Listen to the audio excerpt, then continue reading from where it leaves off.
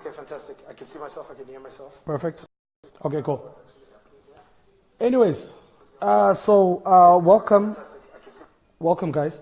Hope you guys are doing well. This is Carl Joshua Ncube. For those of you who don't know who I am, basically stand-up comedian, celebrity chef, entrepreneur, social media consultant, photographer, husband, basically creative of sorts.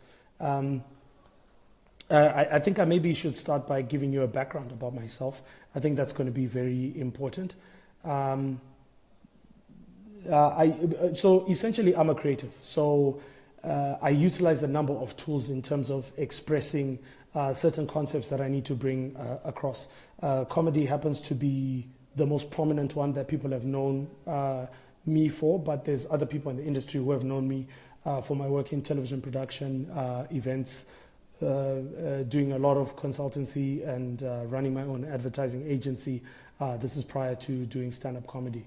I also happen to be a celebrity chef. To explain that, my father was a comedian, and my mom, when I say was, he's late. He was a comedian, so he used to perform comedy at weddings way before people even knew there was anything to do with like a comedy circuit in Africa. My dad was already doing this.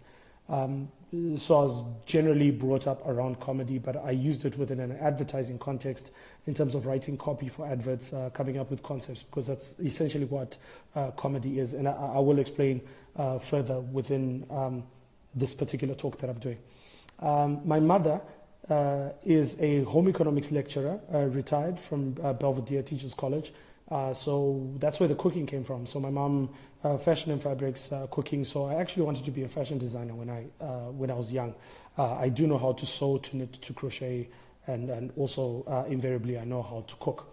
So what has brought me here? What has brought me here is Zimbabwe is at a very interesting time where we've obviously gone through 37 years of misrule.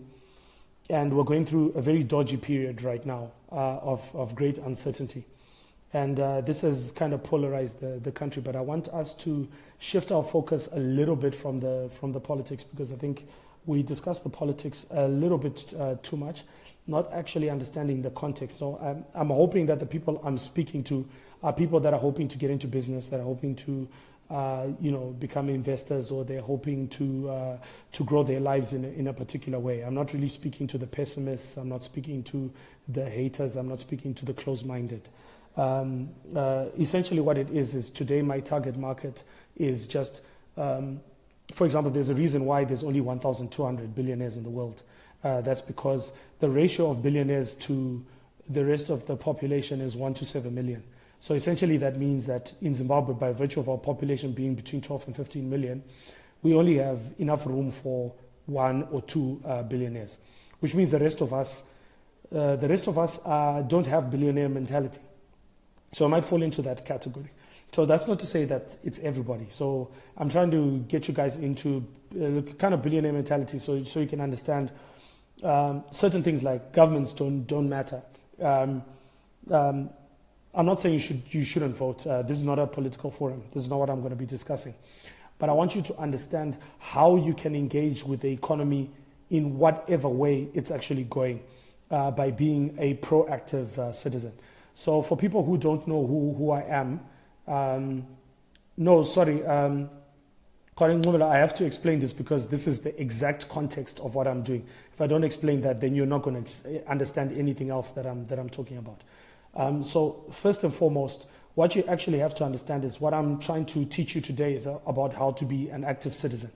You need to understand that the power is actually in your own hands to become great. It's not the politicians that put that power in your hands. It's in fact yourself.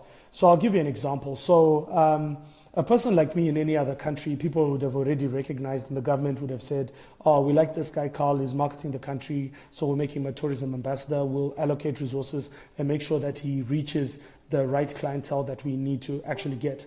But in fact, that didn't happen. So I used to spend a lot of my time trying to engage with government, feeling that they needed to validate the stuff that I was doing. In fact, I wasn't even allowed to perform comedy because of the fact that we had this political situation in Zimbabwe. And so I had to look at what it is that I could offer the Zimbabwean population in order for me to create a monetized business out of comedy. So I didn't just jump onto a stage. I remembered the first time I went on stage, I performed, I had to sit down with my team and we had to craft a 10-year plan on exactly how we saw comedy working, because I'd worked in the arts sector before, and I know there's an incubation period for every artist, which is about 10 years of you sort of slaving away and people sort of feeling, why isn't this person making it? And then eventually it just sort of happens. So you look at people like Danai Gurira. People might think, oh, it's just sort of happened because she's on Walking Dead and now she's on Avengers and she's on Black Panther.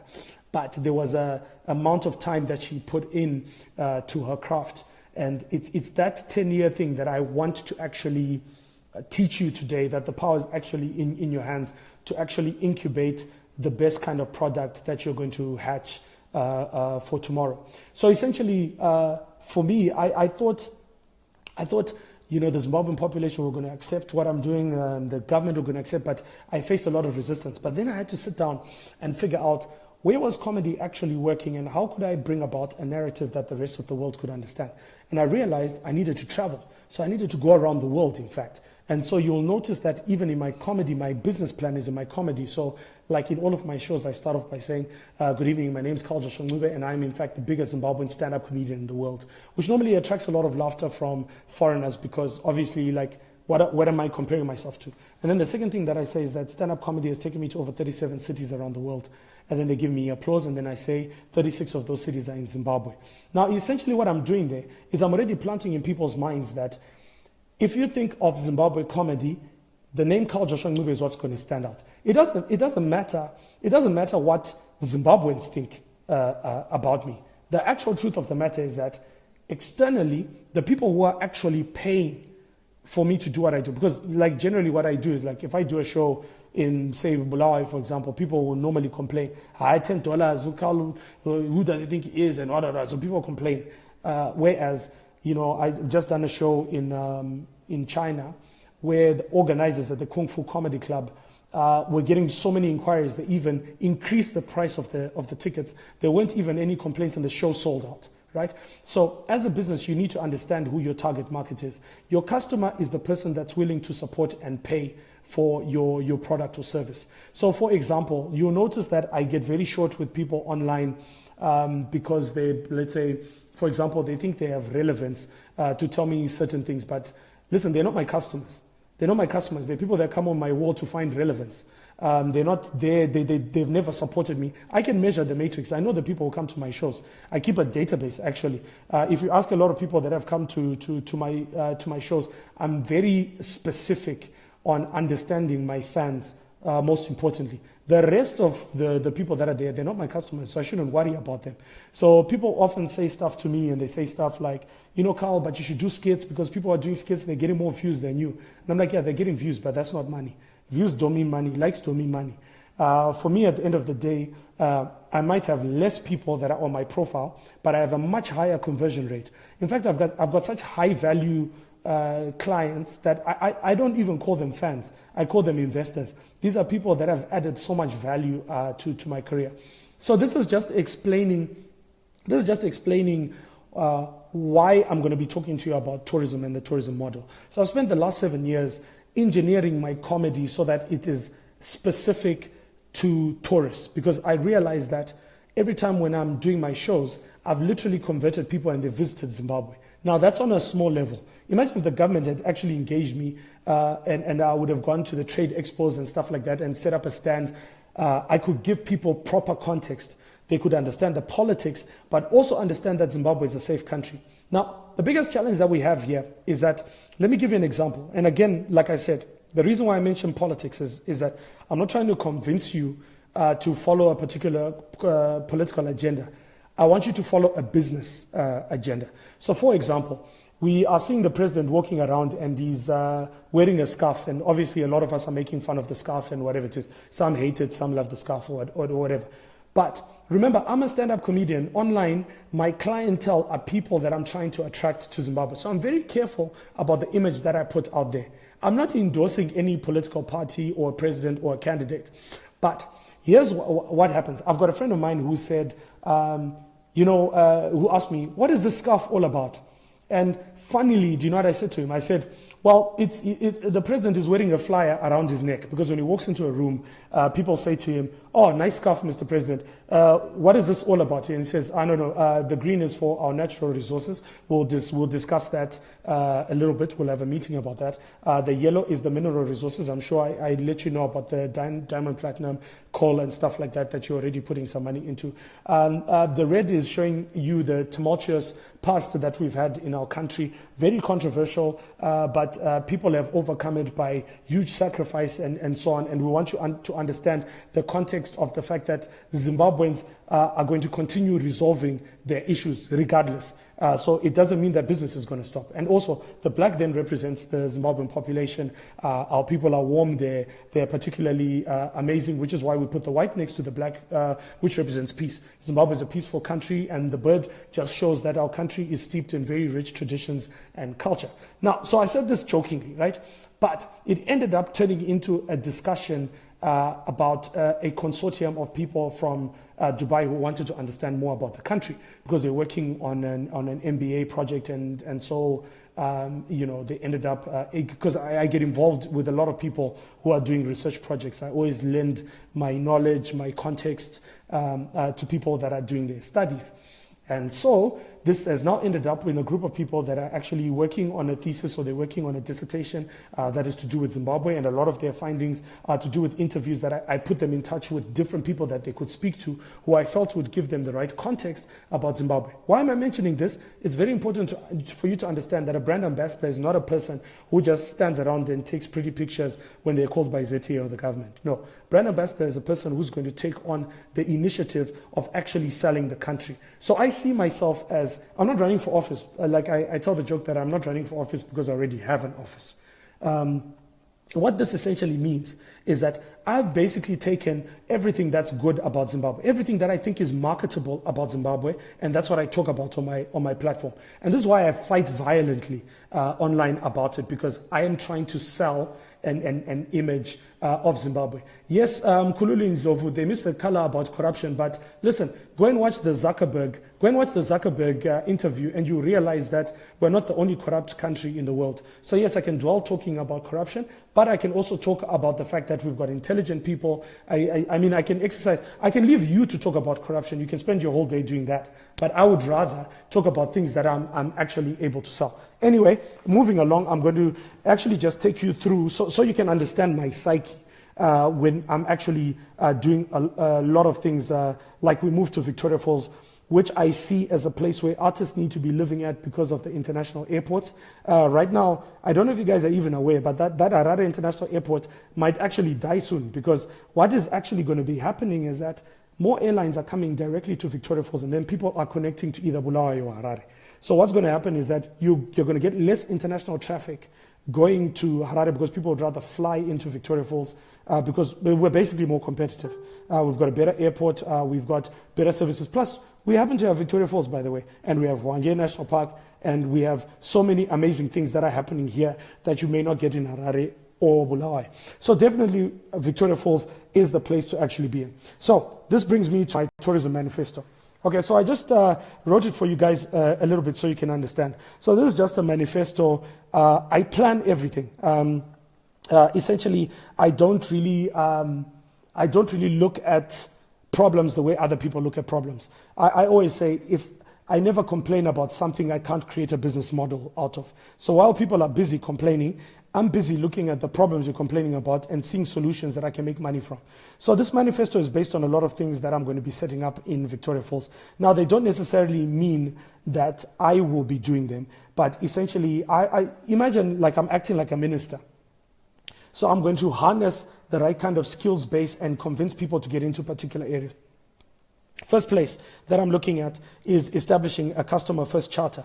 If you look on Facebook, you'll notice that I open up a lot of Facebook pages, and these are projects that I'm actually going to be working on. So the customer first charter has to do with working on a customer service model, not only for Victoria Falls, but where people can actually actively complain about the problems that they're getting from service providers. So one of the things that has happened in Zimbabwe is that you've been screwed over by politicians, but you've actually been screwed over more by the corporates, right? So the corporates they're giving you a raw deal and stuff like that. Want to give you a platform where you're able to complain. But we're using this for research in order to come up with solutions for them. So we will help them with customer service models, training, consultancy, advocacy, and also research. So that's going to be very important because Victoria Falls is a service center in the country. So it's very important that our customer services are always going to be on point. So I'm using Victoria Falls as a model for this particular project in order to make sure that our customer service is on point, because we've got a huge resource in terms of people, but sometimes we always get it wrong when it comes to service. We also set up Victoria Falls 365. Go on to the page. This is an information service. So basically what happens is that we basically just go around Victoria Falls right now, eating, drinking, everything, taking wonderful pictures and putting them onto the page. But what's most important is that at the background, we're actually doing a lot more analysis, feasibility studies, trying to see what kind of things the different players actually need in terms of help. And we will give them that consultancy either by doing social media classes. We're going to do things to do with systems training and that kind of thing. But I'll come back to that in a bit. But essentially, it's a social media service. It's a social messaging platform, tourism marketing. It's an advertising agency. So try to imagine that now Victoria Falls is now going to have an advertising agency dealing specifically with Victoria Falls. Now, I understand like ZTA is already there, but I'm looking at the fact that because I've got an advertising background, I do believe I've got a lot more innovative ideas to bring to the table. And so this is what we've brought about. We've got Feel Good Africa, which is basically a concept about talking about the African narrative through media. So essentially we've set up like an online web TV platform where we are developing content. It's starting off right now with comedy because I feel comedy is the best way of transmitting a Feel Good Africa narrative.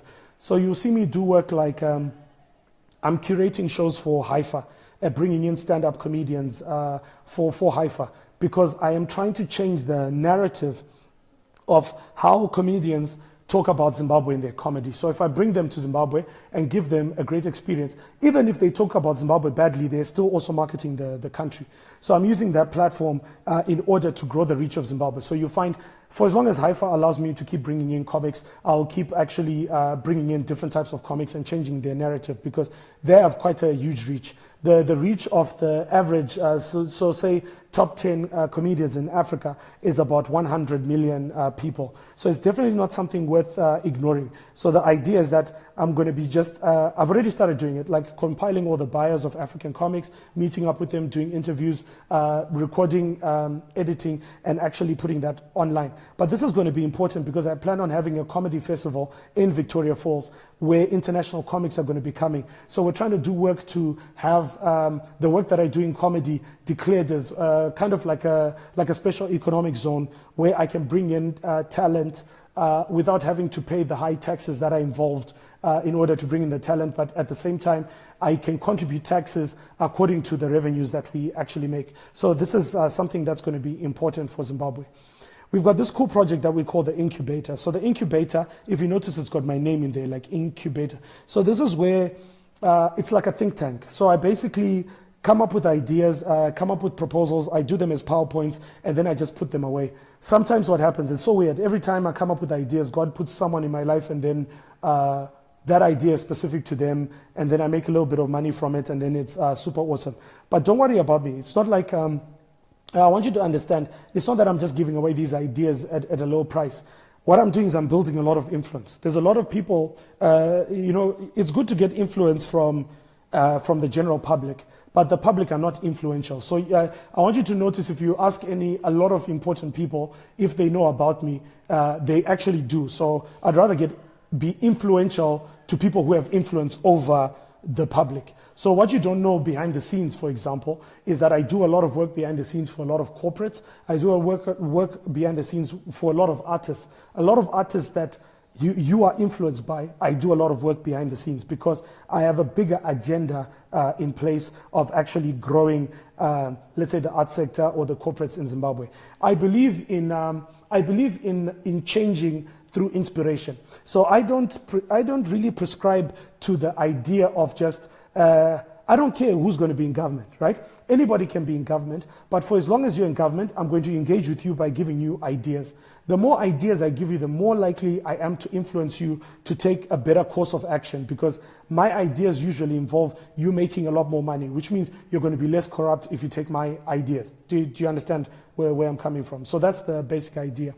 The next place, we're looking at setting up a tourism index. Now, for those of you who don't understand, like the stock exchange, you'll notice when you watch on the news, they'll have a mining index, or a gold index, or where they'll watch all of the counters that are registered on the stock exchange.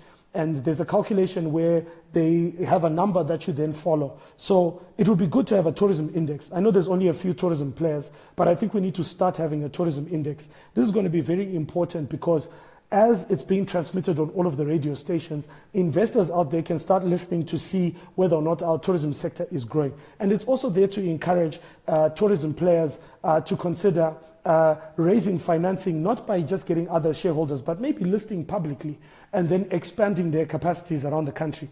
Now, there's a lot of different products that I think are really good and easily franchisable across the country. For example, you've got the River Brewing Company, which I definitely think needs to consider the route of an IPO and listing on the stock exchange, not just maybe on the Zimbabwean stock exchange, but externally, because I think it can grow in Africa. Three Monkeys, the same thing. Pariah State, the same thing. We've already seen companies like Ncube grow across Africa. And one of the best ways of raising financing is obviously through having platforms like the stock exchange, where you can actually do an IPO, initial public offering, and then you can raise financing that way. I certainly believe Victoria Falls needs products. Let me give you an example of a product that I think Victoria Falls absolutely needs. Victoria Falls needs its own liquor, like an actual drink that foreigners definitely buy. Like when you go to Malawi, you buy Malawi gin. But when you come to Zimbabwe, there's no product that says Zimbabwe that you can buy, like in duty free and stuff like that. And I certainly think you need to have products like that. For example, if you go to Zambezi House, they have their own brand of chili. Those are the kind of products that we think need to be in the supermarkets, where people say, I would like to see a situation where OK has 98% products that are developed in Victoria Falls, because there's a lot of tourists that are here. So let's come up with some gimmicky names of some chili that's there that people are like, oh, I tasted this on a pizza at Zambezi House. When I do the self-catering, I'm definitely going to buy it for a self-catering operation. This is going to be absolutely important to market Zimbabwe. When it comes to events, I think it's very important that Victoria Falls establishes a committee that deals with events. Now, when I say events, imagine if there was a committee of, say, 12 people, whatever it is, who were financed by the players in Victoria Falls to bring in every major event from around the world, to go and pitch, to bring in TED Global to Zimbabwe, to bring in the Under-19 World Cup to Victoria Falls, to bring in any tournament or event that a bid can be made for. Victoria Falls must bid to bring them into Victoria Falls. This is going to be absolutely important because it guarantees that every single month we don't have any dry seasons. In fact, we don't have to worry about the low seasons in Victoria Falls, because right now, as it stands, Victoria Falls is currently has experienced some of its best figures in the longest time.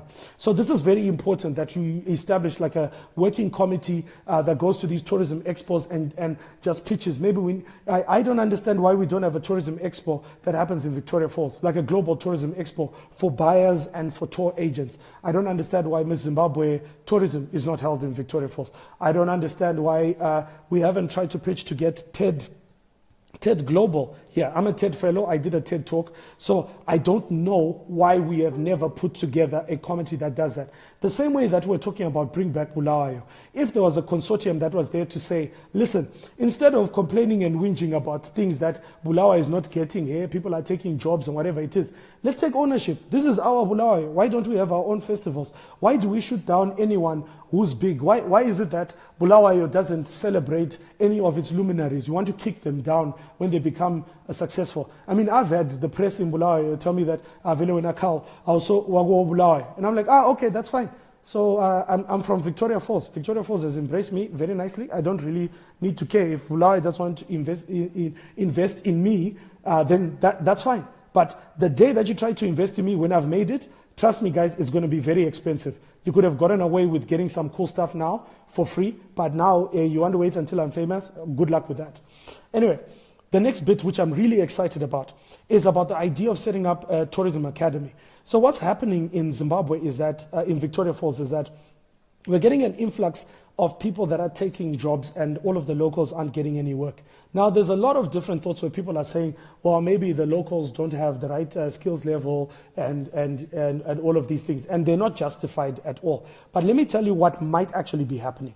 You see, Victoria Falls, everybody wants to work in Victoria Falls. Trust me, even I moved to Victoria Falls. So Victoria Falls is a rather competitive place. And so a lot of people are more hungry to come to Victoria Falls. And so from a local perspective, I figured setting up a tourism academy that works with the locals to make them ultra competitive. Now, listen, we might talk about quota systems and stuff like that, but I think it makes people, it doesn't help when you introduce a quota system. I don't want to know that I'm being booked for comedy because I'm Ndebele. I don't want that to happen. This is the reason when I came into the comedy industry, people were telling me that Bulawayo artists were being marginalized.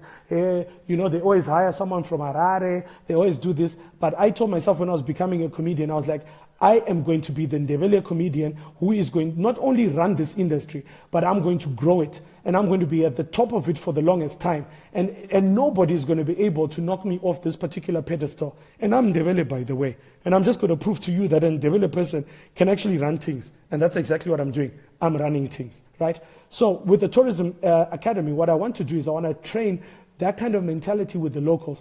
Now imagine, I'm not saying set up a hotel school. I'm not saying set up the infrastructure. There's already hotels that have rooms. They've got rooms, they've got conference rooms, they've got restaurants and stuff like that.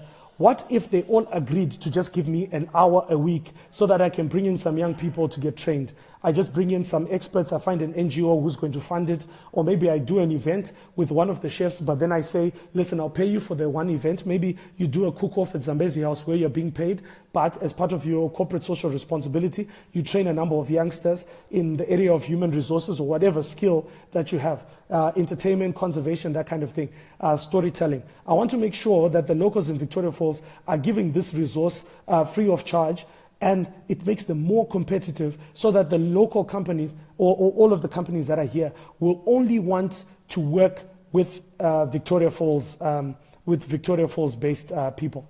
Okay, the next bit that we're talking about is going to be like real estate. So one of the things that I find very interesting is that people come to Victoria Falls, but they don't get an experience of Africa. And so you've got a lot of these townships. And what I want to do is I want to obviously balance working with city council and working with the public to train people how to convert their township houses into Airbnbs. And also make sure that they're also contributing in terms of taxes, establishment of shebeens, markets, villages where people can experience the authentic Zimbabwe, and also encourage domestic tourism by coming up with initiatives to say, for all of the residents that are paying their rates, for example, they must get free tickets to go and see the Victoria Falls. Or if they introduce a relative to Victoria Falls, the locals mustn't pay.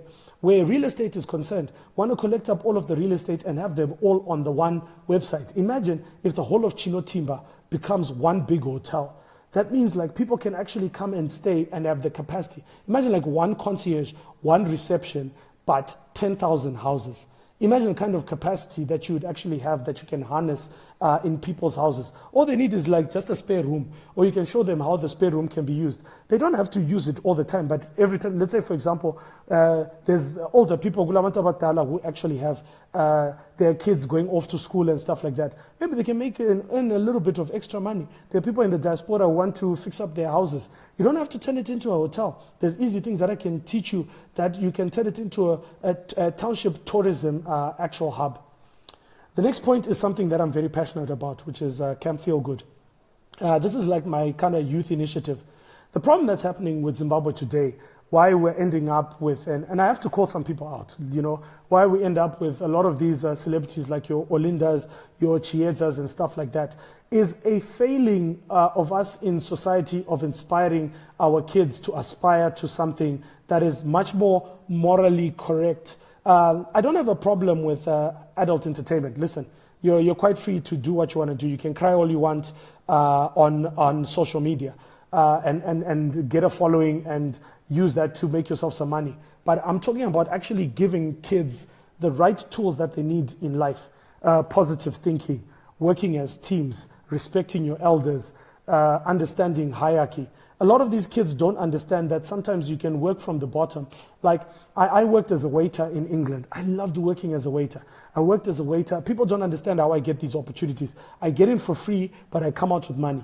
Do you understand what I'm saying? And people need to understand this. So at the end of the day, Camp Feel Good is there as a place for, instead of bringing these kids to just do these tours that they have, I'll just set up like a group of young people to teach young people and inspire them to do good through this particular camp. So it's youth development, training, education, inspiration, and motivation.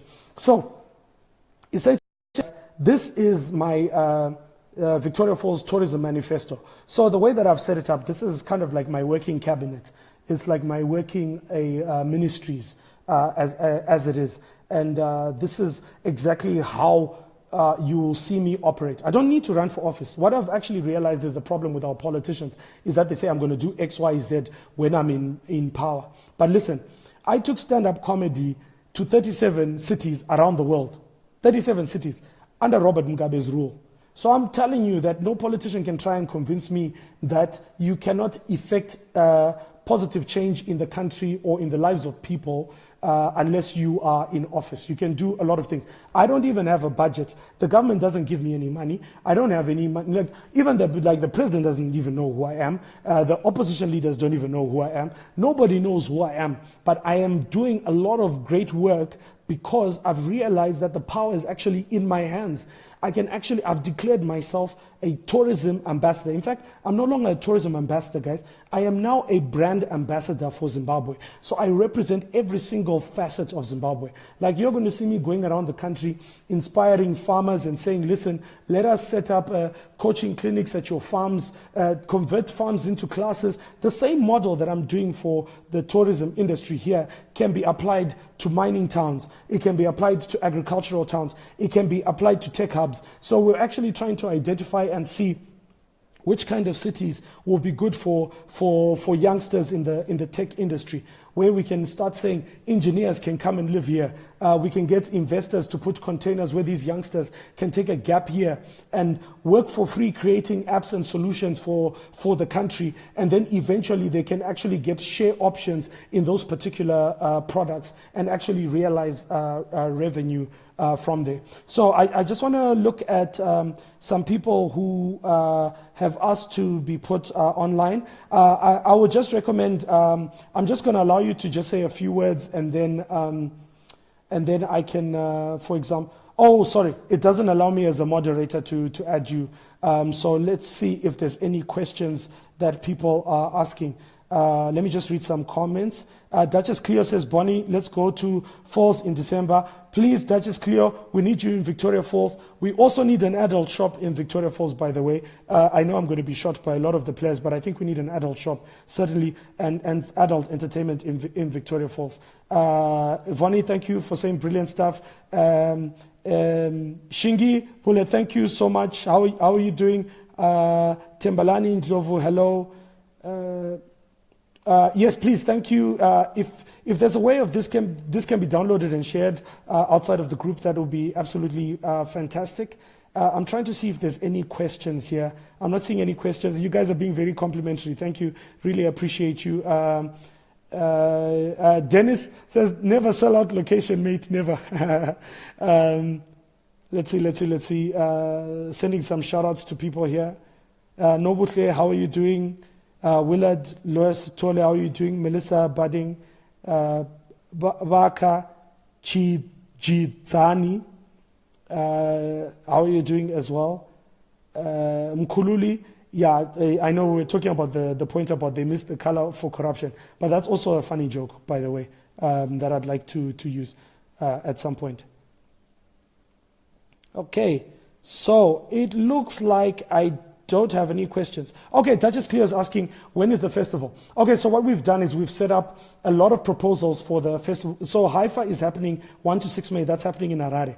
I'm currently trying to discuss with Haifa the possibility of them doing a spin-off festival here in Victoria Falls. So we're looking at setting up some dates. But I understand there's a jazz festival coming to Victoria Falls.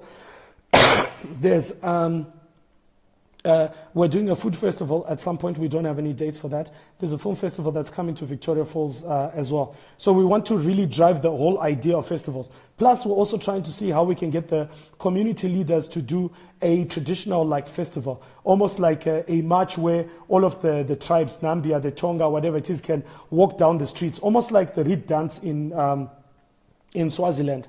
We can actually have that festival where down the streets people are just dancing in their traditional gear, not bringing Brazilians to dance for us, but I think where all of the different traditions in Africa can be celebrated. It would be great to get that happen in Africa Day, where all the traditional dancers just come to Africa, descend on Africa, and just come and dance for us on the streets. I think that would be fantastic.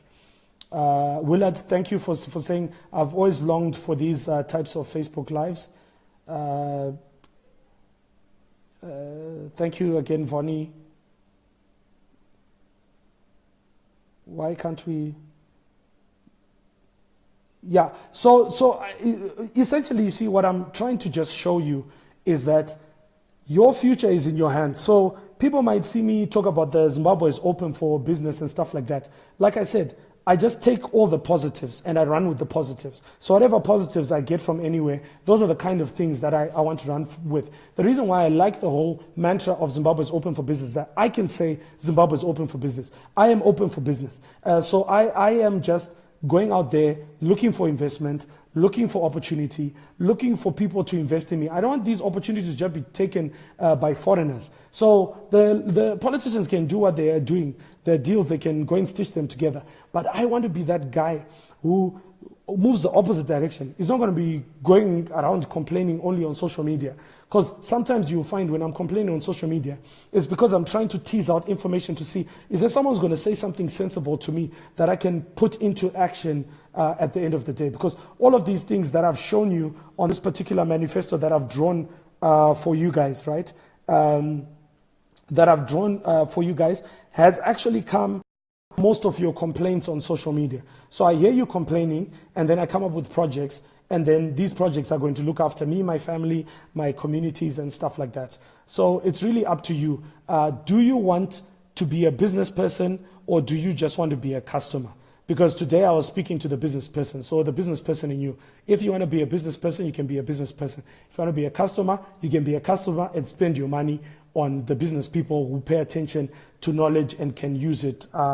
They can use it to better themselves. So people might say, Carl, you're doing too many things. Listen, the president does a lot of things. So what's wrong with doing a lot of things? I have the brain that has the capability of looking at chaos and putting it together into a plan. So I look at myself as people who say to me, Carl, you do too much, are like, they don't understand the difference between a cake and an oven. So I'll explain to you. A cake is usually of a particular description. Strawberry cake, chocolate cake, vanilla cake. It's described and known by its one thing or its one flavor. It's normally consumed by a particular time and normally expires and is replaced by another cake. Whereas an oven is a tool that can make cakes, roast meat, it can even boil water, and it can even warm your house. An oven is a tool, and I am an oven. So that's why you find me doing a lot of different things, because I have understood what exactly I am. Most people are just cakes, so they see themselves as just one thing. I was created by God. You see, I'm a born-again Christian, so I believe in God. God created us in his image. So God created us to create. So I'll give you an example. I was in Botswana and I was homeless. And I used to ask God the question, like, why am I in this position? Then God says, I've brought you to a place that's dark and void. Because I want your spirit to hover over the surface of the deep. And I want you to experience what I experienced the day that I said, let there be light. Imagine how powerful that is.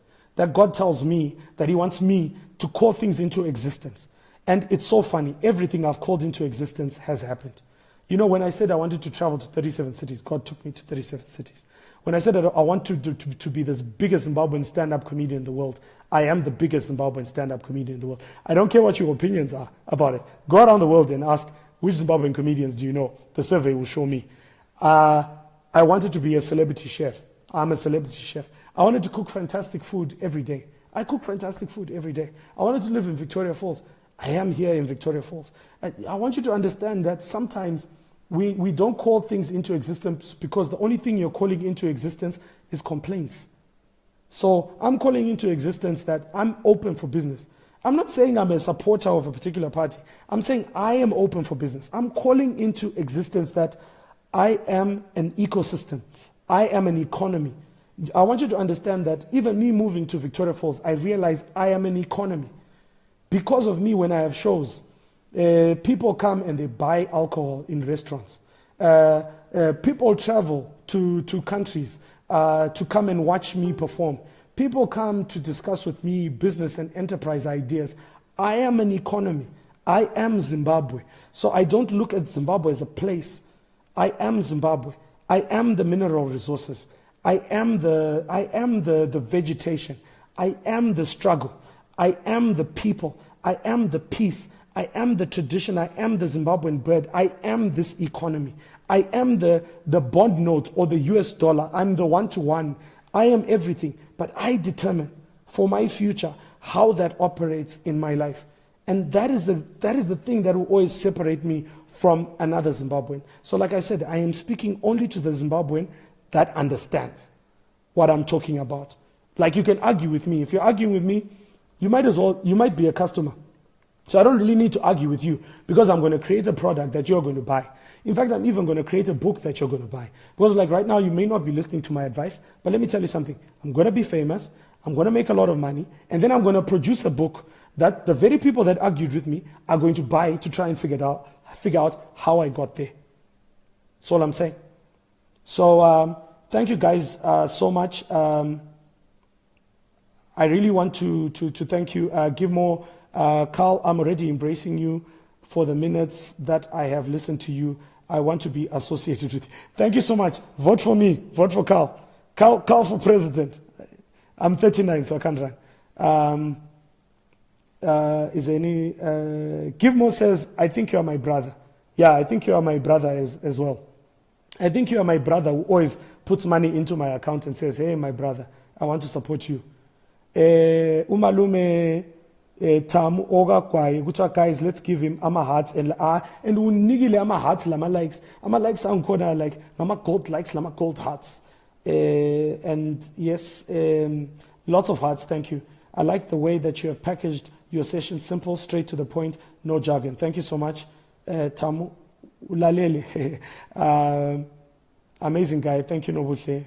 I can listen to Carl without actually commenting because he's always firing thoughts to process. Thank you so much, Marcy.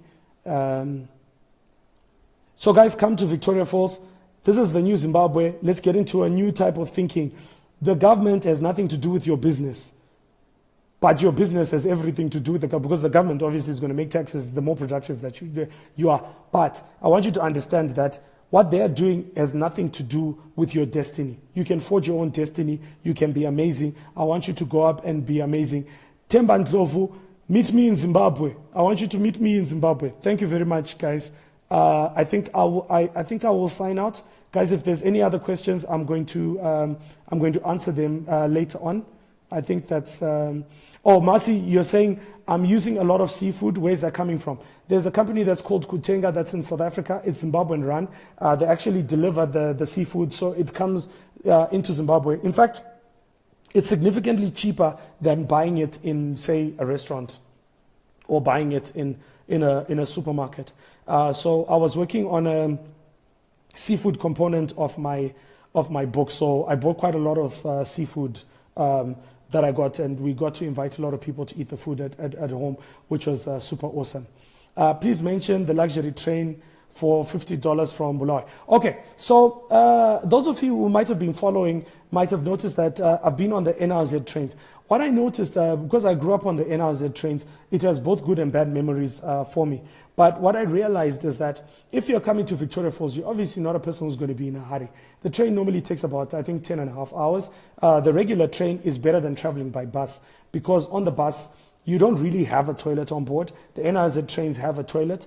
Sometimes their carriages don't have water in them, but it has kind of, the toilet is like a pit latrine. But if you notice, the toilet stops from Bulawayo to Victoria Falls are really terrible. So being on a train is much better. 2, you're sitting with lots of leg room. 3, you get to bring your cooler box, have your drinks, play cards, chill out with your friends. I think it's the most amazing thing. I treat it like I'm staying in a hotel overnight coming from Bulawayo, and then I arrive in Victoria Falls at 10 o'clock. Do you understand what I'm saying? They also have bedding, which is still fantastic. That's the normal train. Now, NRZ told me about this other train, right?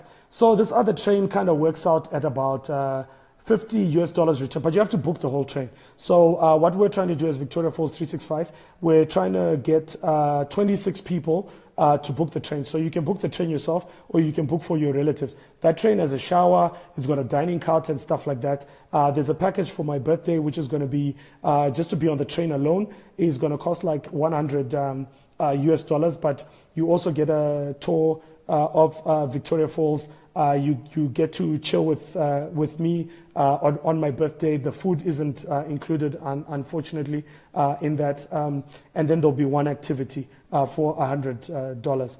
So we need 26 people to book on Victoria Falls 365. That's for 25 May, which is Africa Day, which is my 39th birthday. It's going to be super awesome. Nkululu Ndlovu, thank you so much for saying inspirational, brilliant manifesto. Thank you so much. So, in other words, also, the reason why I decided to name this a manifesto is I also got very sick and tired of listening to politicians just talking about things that they are going to do but not explaining how. I'm more of an executioner than anything else. So when I tell you that I'm doing something, I'll literally tell you exactly how it's going to work out. And normally a lot of the times you're going to see me execute. I normally work on an 80% efficiency on the ideas that I talk about. So sometimes I'll say at the beginning of the year, there's 100 things that I'm going to do. By the end of the year, I normally achieve about 80 of those things, which is still an A at school. So that's basically how I look at things. Lauren Moyo, thank you, Carl. You're really encouraging us young people. Thank you so much, Lauren. Situle Nicole Chuma, well done. Thank you. Monica, how are you doing? Nobuhle, what's up? Virginia, how are you doing? Cool. So, guys, thank you so much for joining us. I hope I get an opportunity to also be on Bring Back Bulawayo some other time to share some more ideas. It's nice to be on the hub to share ideas. I think this is a good platform. These ideas are transferable to places like Bulawayo. I don't believe Bulawayo should be waiting on the government to do things for us. I think there's a lot of things that we can take into our own hands. And let's stop using the excuse that, but they didn't let us the last time. Listen. Even me as a comedian, they didn't let me do a lot of things. But here I am. I'm the biggest comic. So what's your point? That's all I'm saying. So, so guys, good night, guys. We'll talk later. Themba Ndlovu, we're still going to talk. I need to get that song from you because I think that should be my jam on our radio show. And please check us out on Breeze FM. I've got a morning show, which is 6 to 10. AM. It's called Morning or Tunya. Go like our page on Facebook, Morning or Tunya, which is the morning that thunders. Go and like our page. We're going to be putting up podcasts where a lot of these ideas are going to be unpacked. We're interviewing people. We're interrogating facts. We're asking questions. We believe that our generation needs to be informed. Those that choose to be informed, please jump on our bandwagon. Those who don't want to be informed, please also become our customers, because you're going to give us a lot of money at the end of the day. Thank you so much, Vonnie McGinley, with the rest of your team at Bring Back Bulawayo. It's been such a pleasure being with you guys tonight. My name is Ncube.